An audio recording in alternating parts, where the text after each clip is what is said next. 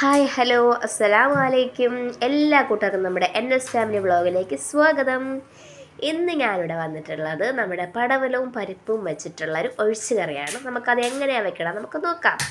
അപ്പം ഞാൻ ആദ്യം തന്നെ ഒരു കുക്കർ എടുത്തിട്ടുണ്ടായിരുന്നു. അതിലോട്ട് ഞാൻ അരിഞ്ഞു വെച്ച നമ്മുടെ പടവലവും കഴുകി വൃത്തിയാക്കിയ നമ്മുടെ പരിപ്പും പിന്നെ ഒരു വലിയ തക്കാളിയും പിന്നെ നമ്മുടെ 2 പച്ചമുളകും കരിവേപ്പില. ഞാൻ 2 പച്ചമുളകാണ് എടുത്തത്. കരിവേപ്പില ഇട്ട് പിന്നെ മഞ്ഞൾപ്പൊടി ഇട്ട് ആവശ്യത്തിന് ഉപ്പും ഇട്ട് ഞാൻ ഒരു ഫിസിന് വേണ്ടി അടച്ച് ഞാൻ വെച്ചിട്ടുണ്ട്.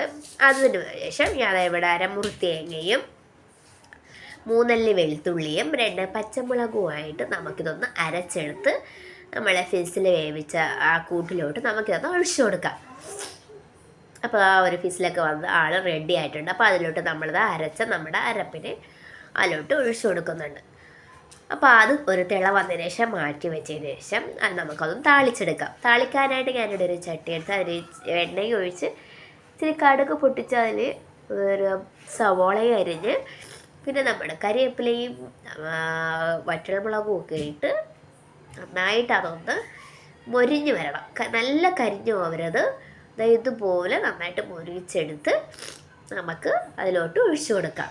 അങ്ങനെ നമ്മുടെ ഇവിടെ പടവലവും പരിപ്പും വെച്ചിട്ടുള്ള ഒഴിച്ചു കറി ഇവിടെ റെഡി ആയിട്ടുണ്ട്. എല്ലാവരും ഒന്ന് ട്രൈ ചെയ്യണേ, അഭിപ്രായം പറയണേ. നല്ല ടേസ്റ്റാണ്. മീൻകറിയേക്കാളും ഇത് നല്ലതാണ്. അപ്പം ഞാനിവിടെ ഈ കറിയും വെച്ച് ഒരു പപ്പടവും വെച്ച് കുട്ടികൾ നന്നായിട്ട് കഴിച്ചു. അപ്പോൾ ഇത്രയുള്ള എൻ്റെ വീഡിയോ. Bye bye.